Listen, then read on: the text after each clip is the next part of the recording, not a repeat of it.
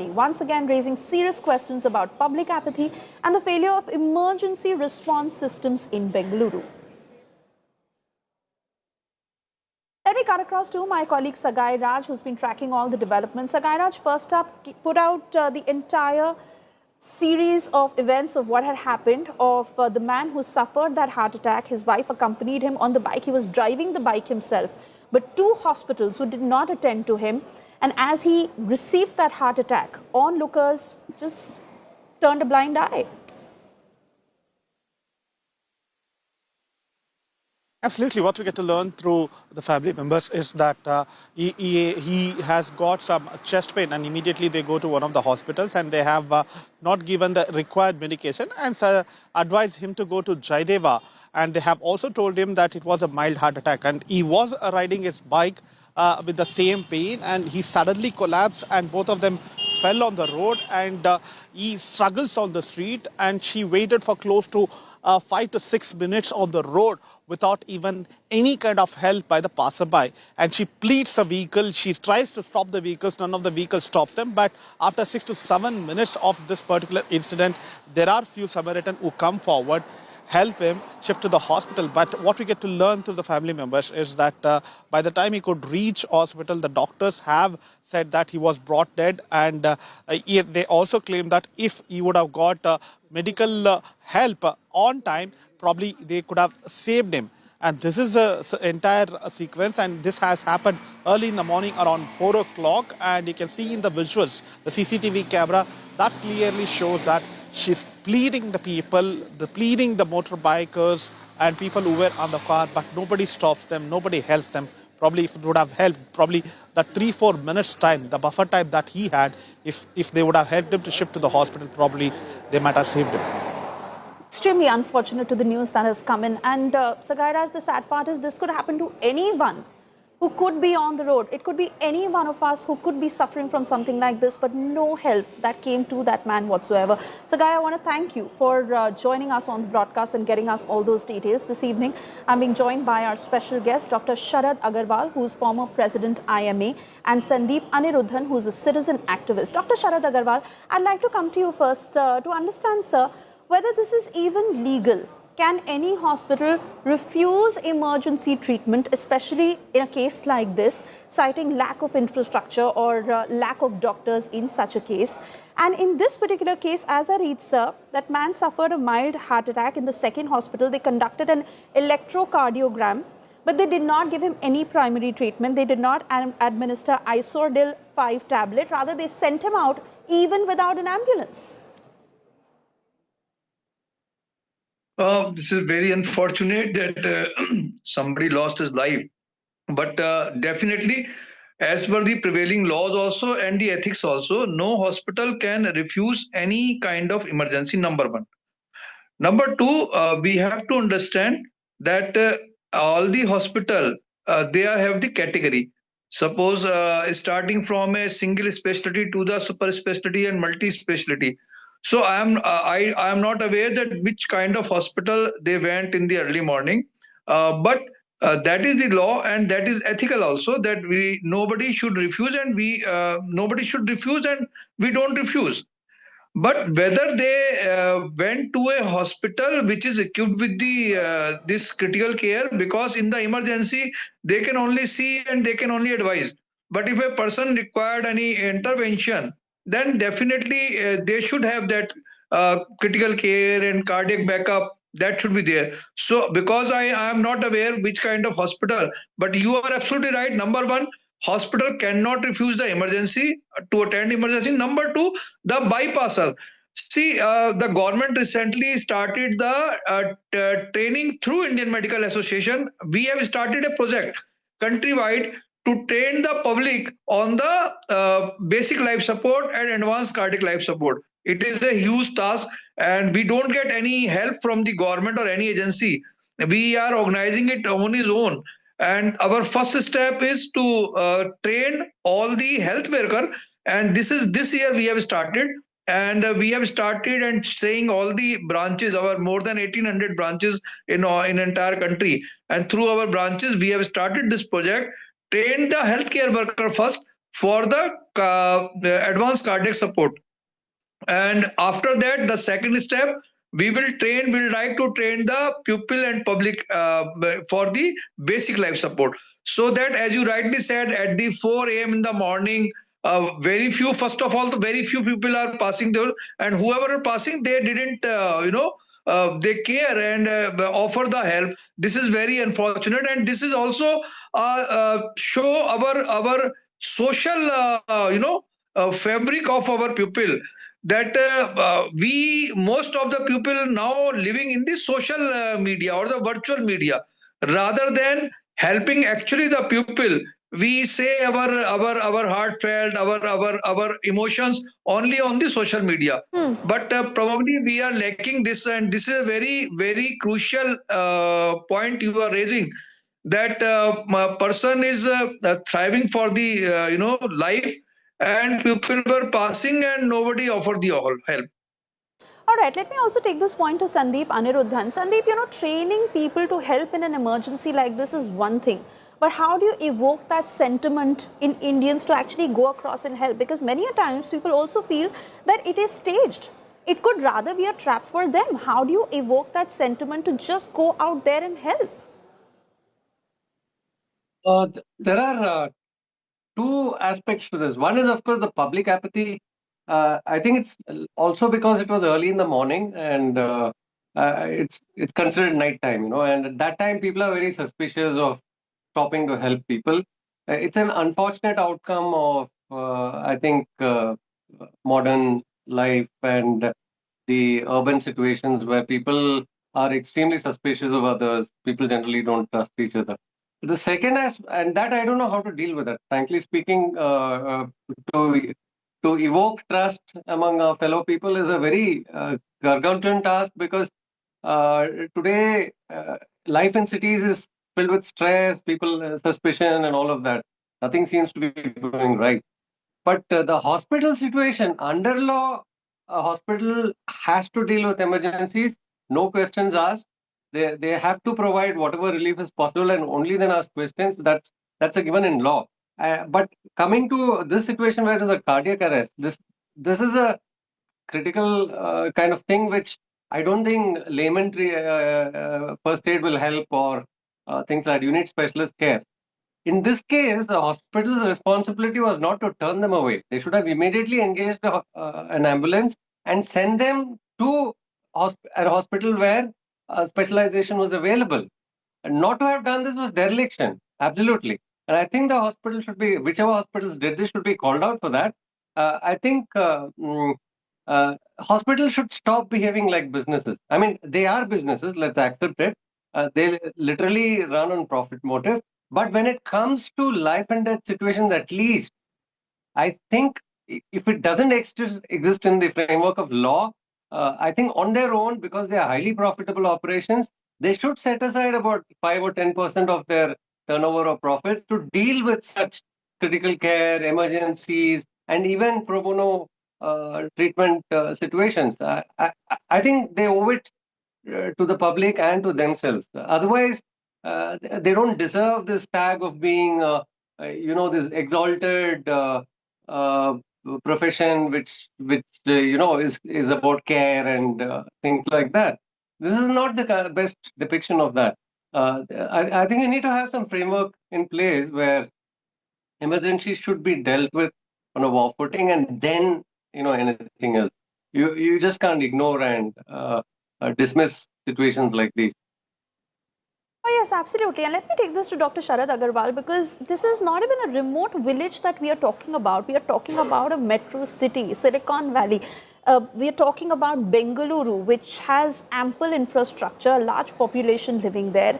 And for a hospital to respond to a patient in a heart attack like that, not even administer a medicine to him, how do you possibly react to the emergency ambulance response system that is failing in urban India? And shouldn't action be taken against this hospital? First of all, I will not say that unless until we have the evidence that. First of all, we have to understand the cardiac emergency is it gives very short time. and the symptom, because the lifestyle is changing, and now the young people are getting the myocardial infarction, and typically it seems to be inferior wall myocardial infarction in the 3 a.m. or 4 a.m. in the winter session. This is typical symptom of myocardial infarction.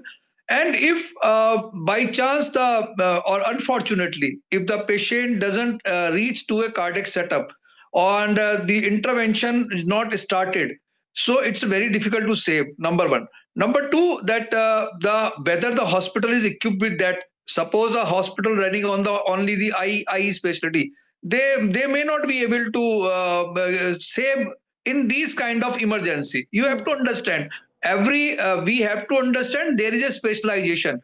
Hospital doesn't mean that hospital deals with all kind of emergency. This is a myth. Number two, I don't think that hospitals are filing in their duty, and the doctors are filing in their duty. We do lot of charity and lot of services. Yes, still we can say this is not enough. This is not enough. And in my view, the loss of life, and that is young life, is unfortunate. We cannot justify by any logic. That no logic can suffice the loss of life. But we have to think that what could be done, what could be increase the trust factor, how we generate that trust factor, how we, because we don't have where we have ambulance this system. We have in the government, we claim we have this ambulance response system, but does it actually work? I don't think. And that too in the 4 a.m. in the morning. I don't think. Though we have, the government is spending money, but again I'm saying, spending money is the one part, and the quality of the operation is the other part. So only spending money will not suffice. It has to be the quality of the money. And see, this is the health is the state responsibility. So state is responsible for all these things. This is, see, private doctor, private hospital, they are doing their job. Right. And they are not getting anything in the subsidized rate. Right. So because in the CPA, the government and the society itself brought the medical profession into the Consumer Protection Act. But fact So is, sir, when that there's a consumer such protection help act, has to be accessible Yeah. to the common man. It is not just for the Absolutely. VVIPs to be Absolutely. attended. And they have to be Absolutely. made so Absolutely. accessible when it comes to helplines, when it comes to just reaching out, especially in the case of cardiac emergencies. Dr. Sharad and Sandeep, I want to thank you for joining us this evening, as we'll continue to reflect on ways that can be induced to help when it comes to such emergencies. At the moment, we cut across to breaking news coming in.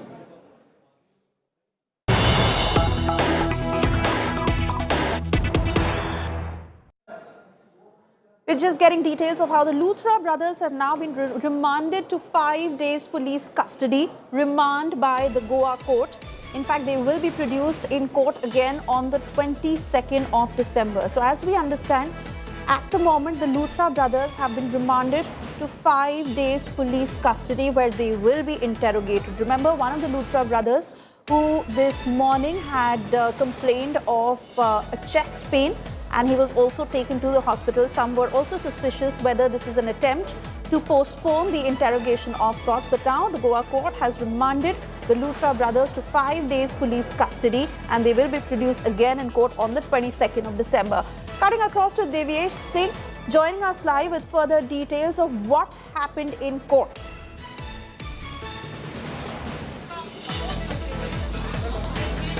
Well, in the court, when this afternoon Luthra brothers were brought to the court, Saurabh Luthra and Gaurav Luthra.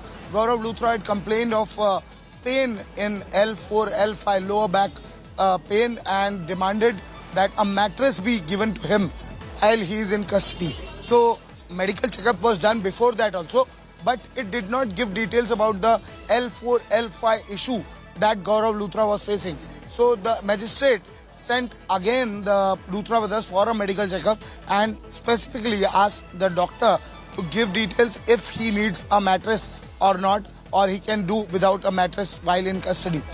He was taken for medical checkup was done, and doctor finally gave that mattress is not needed. Following that, the magistrate denied their application for a mattress in police custody. After hearing the police statements and the demands of police, the need for their remand custody, the grounds that were raised by the police, court remanded Luthra brothers to 5 days police custody till December 22nd. They'll be produced again in court on December 22nd.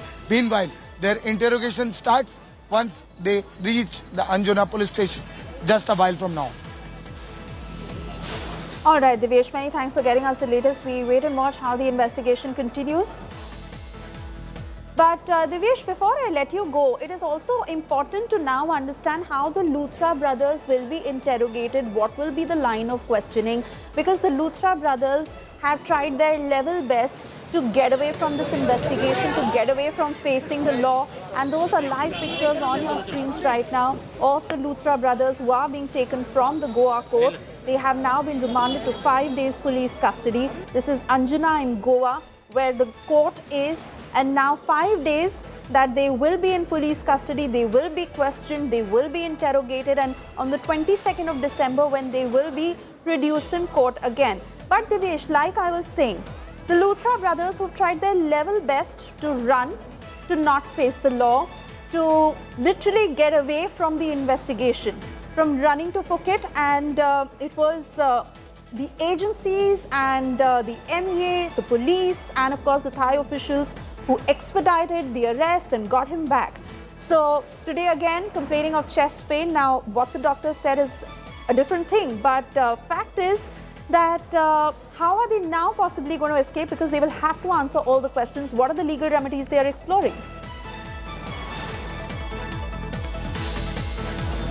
Well, now they have been remanded to police custody, so now they cannot do anything. They will have to remain in police custody for the next 5 days. Whatever their lawyer tries and explains to the court that further custody is needed or not needed, that will be on next date. But as of now, till 22nd, they will be in police custody.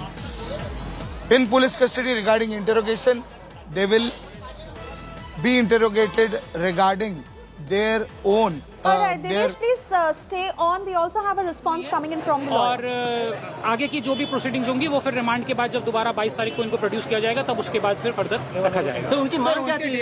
Demand क्या था? Mattress का कुछ demand था? उसमें basically ये issue आ रहा था, ऐसा हमें भी पता चला कि बताया जा रहा है कोई चेस्ट पेन है या कोई भी चीज़ है, ऐसा कुछ भी नहीं है। ना ऐसी कोई भी चीज़ आज प्रोसीडिंग में कहीं पर भी निकल के आई, ना ही कोई ऐसी कंप्लेंट कोर्ट के सामने रखी गई थी। उनके द्वारा ये कहा गया था कि उनको कुछ इश्यूज हैं, उसके लिए उनको डनलैप या फिर कुछ स्पेशल कंसिडरेशन वो मांग रहे थे कोर्ट से, जिसको स्टेट ने बहुत ही अच्छे तरीके से अपोज किया है। हमने उस बात को अपोज किया है और हमने बिल्कुल सख्ती से मना किया है कि किसी भी प्रकार की कोई भी एक्स्ट्रा रिलैक्सेशन नहीं दी जानी चाहिए। और जहां पर ऑलरेडी एक तरफ 25 लोगों का परिवार है जो विक्टिम परिवार है, और जो इतनी बड़ी एक ये जेनोसाइड ट्रेजेडी हुई थी, उसको मद्देनजर रखते हुए कोर्ट ने भी इस बात का संज्ञान लिया है। लेकिन जब उनकी तरफ से बहुत ज़्यादा इस बात को प्रेस किया गया कि मेडिकल कंडीशन ठीक नहीं है, अच्छी नहीं है, ये नहीं है, और जब वो लोग इसको एक लेंथ पे लेके जा रहे थे, उस वक्त कोर्ट ने इस बात को कंसिडर करते हुए तुरंत स्टेट के अपोज करने पे री एग्जामिनेशन बोला, और जो कि अभी उनका दोबारा से मेडिकल किया गया, और जिसमें ये बात वहां से भी क्लियर हो गई है कि ऐसी किसी भी चीज़ की अभी उनको आवश्यकता नहीं है। जिसके बाद कोर्ट ने इस बात को कंसिडर करते हुए किसी भी चीज़ की कोई रिलैक्सेशन नहीं दी है और 5 दिन का रिमांड ग्रांट किया। और कुछ डिमांड था सर? और कुछ डिमांड था उनका? और नहीं, बेसिकली मेडिसिन और वो सब चीज़ें थी, लेकिन जो मेन जिस चीज़ पे वो लोग प्रेस कर रहे थे वो यही था कि उनको कंसिडरेशन मिल जाए, कुछ उनको स्पेशल सर्विसेज जैसे कि वो डनलप मांग रहे थे, और ये सब चीज़ें हैं जिसके लिए क्लियरली कोर्ट ने मना कर दिया है। उनके बाद ज़्यादा प्रेस करने के बाद भी री एग्जामिनेशन मेडिकल भी करा लिया गया है, उसमें भी कहीं पर भी किसी भी प्रकार की जरूरत नहीं आई है। So watertight case that the Goa police had assured they had built against the Luthra brothers, and evidence that was presented in court, they have been sent to 5 days police custody. 22nd of December is when they will be produced again. We'll continue to keep you ahead on the story. For the moment, we shift our focus. And there clearly seems to be no end to the trouble for actor Shilpa Shetty after a fraud case that was registered in Mumbai. Now, Bengaluru police that has registered cases against 2 pubs, including Bastion Garden City, that is co-owned by actor Shilpa Shetty, for allegedly operating beyond permitted hours. The Income Tax Department that has also raided the premises and carrying out searches to probe irregularities. The Bastion pub was founded by Bastion Hospitality an organization that is owned by businessman Ranjit Bindra Shetty, who had invested in the pub in 2019 and acquired a 50% stake. The action followed viral CCTV footage showing a late-night scuffle at the Bastion pub that happened around 1:30 in the morning on the 11th of December. And in another incident, Mumbai police has filed a fraud and fakery case against Raj Kundra and Shilpa Shetty. They have been booked in a 60 crore rupees fraud case. Meanwhile, Shilpa Shetty has dismissed all the allegations. She's called them baseless and motivated.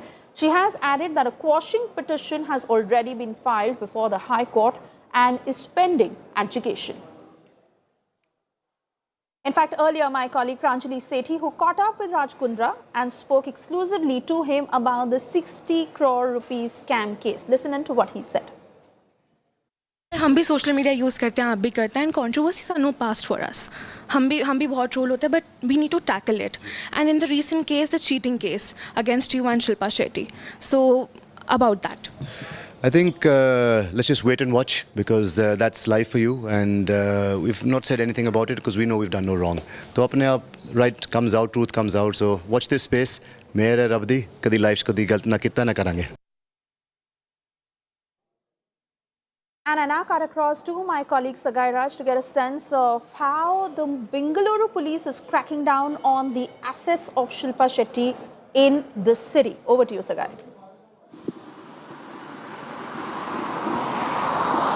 The first case that we are talking about is an affair which has been registered against the restaurant of Overtime.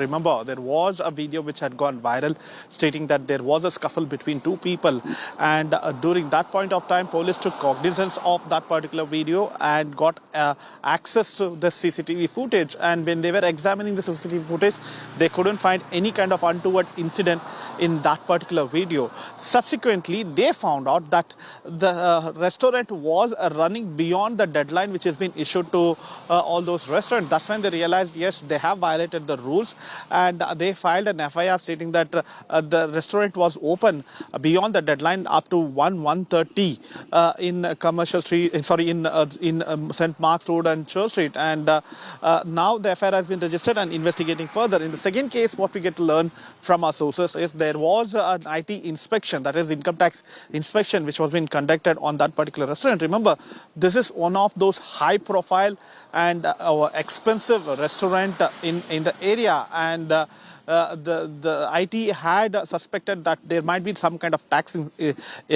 evasion from this particular restaurant, and allegedly they had went to the restaurant and tried to examine the documents at that point of time. It's double trouble for Shilpa Shetty from the Income Tax Department to the Mumbai Economic Offences Wing after Shilpa Shetty and Raj Kundra, as they say that these allegations are motivated and baseless. So what exactly is the 60 crore fraud case that is being investigated by the Mumbai Police's Economic Offences Wing? This was a case that was filed by businessman Deepak Kothari, the Economic Offences Wing, that has also invoked IPC section 420, which is the charge of cheating. Kundra and Shetty, who've been accused of taking money from Kothari. However, the couple has been accused of misusing these funds for personal purposes, and that is why the Mumbai Economic Offences Wing is now getting to the bottom of all these allegations.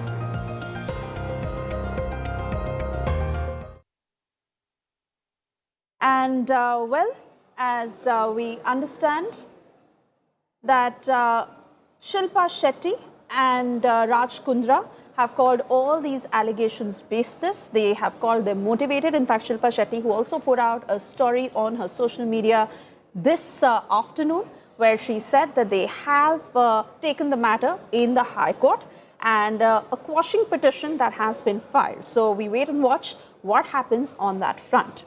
Moving on, the Indian Navy is sharply boosting its air power from INS Hansa in Goa. India Today bringing you an exclusive look at the Navy's newest combat asset. The Navy is set to commission its second squadron of MH-60R Romeo helicopters, strengthening surveillance, anti-submarine and strike capabilities. Equipped with advanced sensors, Hellfire missiles and torpedoes, these helicopters significantly enhance India's maritime dominance across the Indian Ocean region. Here's that report.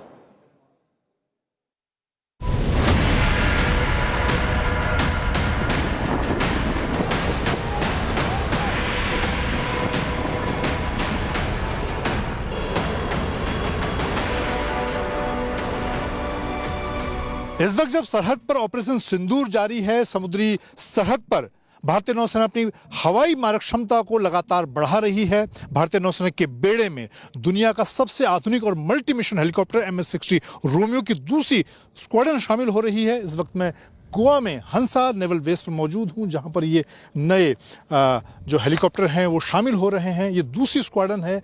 हमारे साथ इस helicopter के pilot हैं lieutenant commander प्रखर भार्गवा।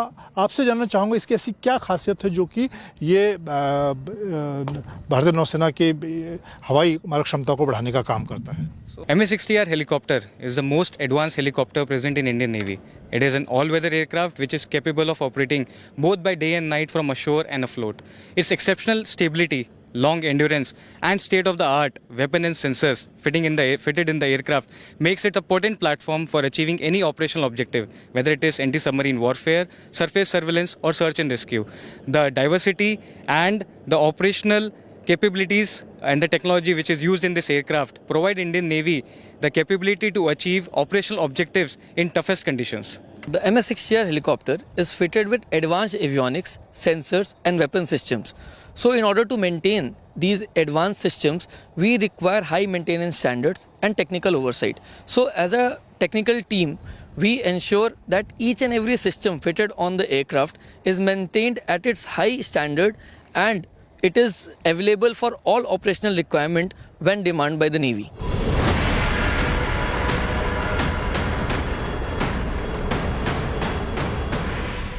हवाई मोर्चे पर भारतीय नौसेना अपनी मारक क्षमता को बढ़ा रही है।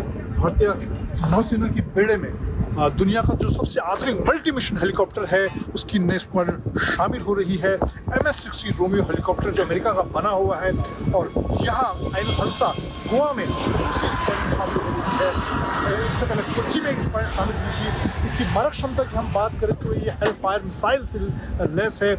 समुद्री मोर्चे पर बात करें तो समुद्र के गहरे समुद्र से के नीचे पनडुब्बी के खिलाफ ऑपरेशन के लिए टॉर्पीडोस को लैस किया गया है।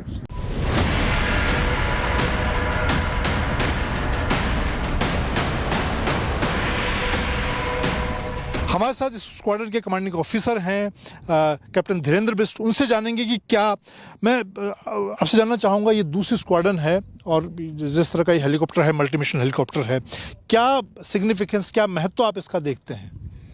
INS-35 will function as the eyes, ears and first hunters of the fleet, providing real-time situational awareness, undersea warfare capability and rapid response across our vast maritime spaces.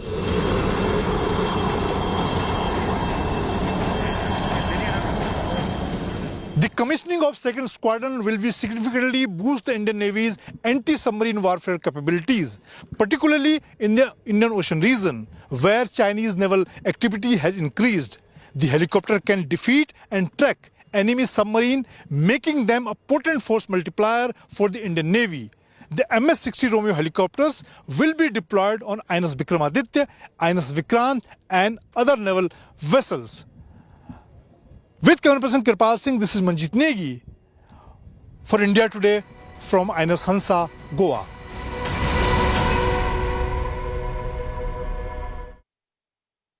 On that note, it's time for us to slip into a very short commercial break. On the other side, we'll get you details of how, after the Gandhis have been granted relief by the Delhi court, Congress has launched an all-out attack on the Modi government, staging protests from Delhi to Karnataka, saying the Gandhis are being targeted and this is nothing short of political vendetta. Details on the other side.